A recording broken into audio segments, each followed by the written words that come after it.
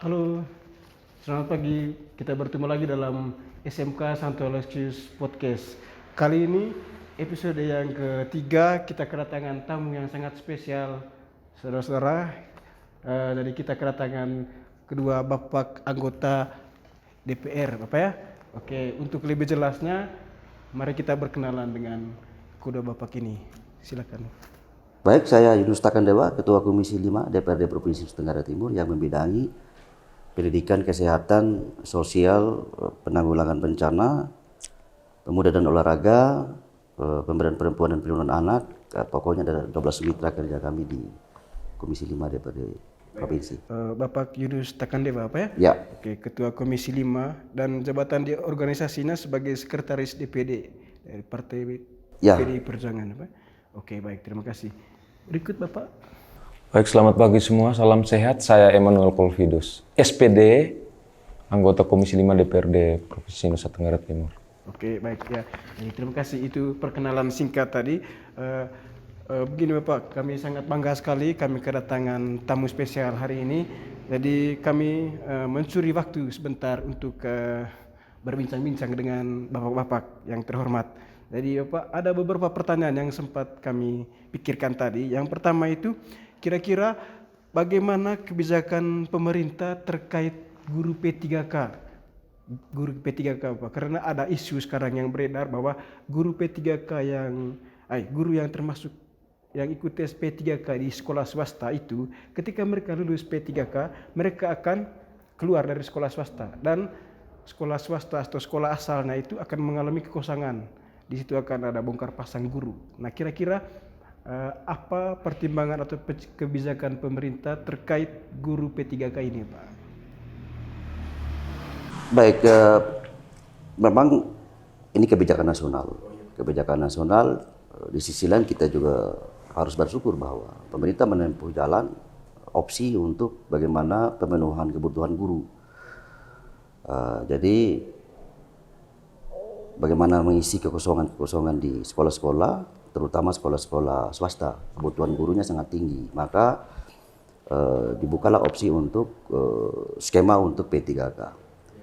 Memang saat ini masih diperjuangkan di Komisi 10 ya Pak Eman ya. Komisi 10 untuk ke depan tentunya mulai dipikirkan, karena sepanjang kami kunjungan kerja ke semua kabupaten kota dalam pemantauan kami Komisi 5 DPRD NTT memang menemukan satu kendala, di mana teman-teman kita yang sudah lulus P3K di sekolah swasta itu harus meninggalkan sekolah tempat dia mengabdi, kemudian dia harus mengabdikan diri ke sekolah negeri. Tentunya ini saya rasa ke depan Komisi 10 juga sudah mengusulkan kepada pemerintah agar ke depan juga kondisi ini harus diperhatikan sehingga di sekolah swasta tidak mengalami kekosongan.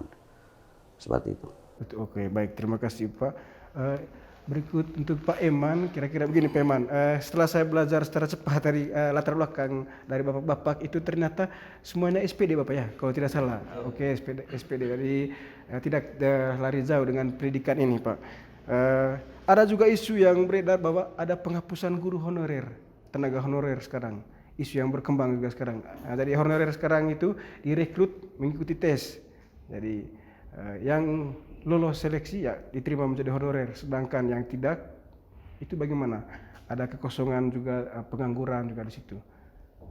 Bagaimana dengan honorer yang sudah sekian lama bekerja, kemudian ketika mengikuti tes tidak lolos atau gagal, ya kira-kira kebijakan pemerintah untuk tenaga honorer yang dihapus ini bagaimana Pak?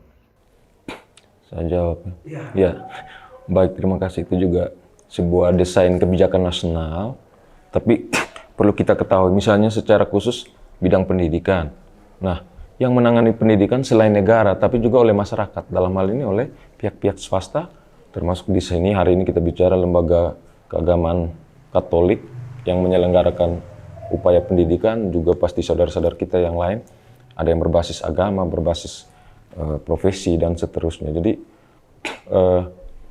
sekira yang dimaksud negara itu hal-hal yang ditangani oleh negara, misalnya pembiayaan atau penggajian dari negara, itu honorer akan dikurangi, semakin kesini akan selesai, dan itu yang diisi oleh P3K. Ya, kan kita kenal nanti ada aparatur sipil negara dibagi dua, PNS dan pegawai dengan perjanjian kerja. Itu yang dimaksud, yang ditangani negara, yang bukan ASN, itu akan masuk di kelompok yang namanya P3K. Tapi tentu negara tidak menutup apa yang menjadi peran masyarakat, misalnya yayasan yang mendirikan sekolah ini. Dan itu harus secara ideal kita katakan, orang yang mau mendirikan lembaga pendidikan berarti sudah siap untuk membiayai seluruhnya kan. Tapi kan sampai ke sini kita tahu bahwa negara juga tidak melepas tanggung jawab, dan biaya pendidikan sudah amanat konstitusi. 20% anggaran APBN maupun APBD provinsi kabupaten kota untuk pendidikan, dan itu yang negara mengatur, juga kebijakan di daerah termasuk Komisi 5 mengatur bagaimana juga peran negara di lembaga-lembaga swasta. Jadi pemahamannya harus kita kelompokkan seperti itu. Oh, ya. Jadi lebih kompleks persoalannya. Jadi setiap kekosongan itu pasti negara tidak menutup mata atas persoalan yang sedang terjadi. Oke, Bapak berdua kira-kira bagaimana kesan dan pesan Anda setelah Bapak-bapak melihat sekilas SMK swasta Santo Aloysius tadi? Kira-kira mungkin ada pesan atau kesan yang berkesan ya? Kita berterima kasih ya. Artinya gereja dalam hal ini mengambil bagian yang sangat luar biasa. Jujur, dalam sektor kependidikan kita, misi telah lebih dulu membangun peradaban. Dan hari ini kita lihat SMK Santo Aloysius ini sangat luar biasa. Saya lihat kayak hotel, Pak. Jujur. Banyak sekolah-sekolah yang jatuh bangun. Ya. Tapi Santo Aloysius itu luar biasa. Tentunya ke depan dengan pembagian bidang-bidang spesifikasi ilmu pengetahuan yang sudah terbagi 4 ya kalau saya tidak salah, komputer, kemudian multimedia. Multimedia 3, Pak. 3 ya, oke. Pengelasan dan teknik kendaraan ringan otomotif. Ya, ini sesuai dengan kebutuhan sekarang. Dan mungkin ke depan, tadi sempat ngobrol sama Bruder, ya kita datang bukan menjanjikan angin surga atau menjanjikan apa-apa, tapi kita membuka peluang untuk ke depan, misalnya untuk multimedia bisa dikembangkan lebih komplit lagi. Jadi ruangannya, kemudian gedungnya, kebersihannya bagus. Siswanya juga saya lihat belajarnya lebih tenang. Iya. Jadi kondisi masuk di sekolah ini saja saya rasa sejuk gitu. Bukan karena udaranya sejuk, tidak. Memangnya sekolahnya sejuk. Jadi SMK bisa sebagai pimpinan komisi dan anggota Komisi 5 DPRD Provinsi Nusa Tenggara Timur menyampaikan terima kasih atas dedikasi dan tanggung jawab gereja dalam membangun kependidikan kita ke depan. Apapun yang kita dengar ya, apapun yang kita dengar, ini semua sedang mencari bentuk. Ya, baik tentang P3K, baik tentang honorer macam-macam, ini sementara mencari bentuk. Tentunya di lapangan pasti bergulir isu macam-macam, ya kan? Jujur kita di APBD provinsi saja kan kita sediakan sekitar 45 miliar untuk membiayai 11.000 guru Tambahan penghasilan. Untuk tahun ini, Pak? Setiap tahun. Sudah 3 tahun ya, Pak Yaman? 3 tahun. Sudah 3 tahun.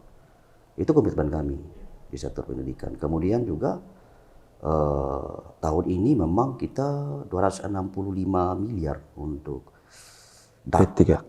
Untuk 3 kategori, SMK, SLB, sama SMA. Semuanya fokus untuk pendidikan, Pak? APBD kita cuma 6,8 triliun. 6,2 triliun, 6,2 triliun, tetapi untuk Dinas Pendidikan, biaya APBD yang kita backup ke sana itu 1,8 triliun. Ya, 1,8. Teman-teman bayangkan 6,2 triliun, tapi itu di luar beasiswa loh, di luar bansos pendidikan. Itu hanya khusus untuk pengelolanya itu adalah Dinas Pendidikan Provinsi 1,8 triliun. Dana yang besar, Pak ya? Saya rasa komitmen kami jelas ke depan.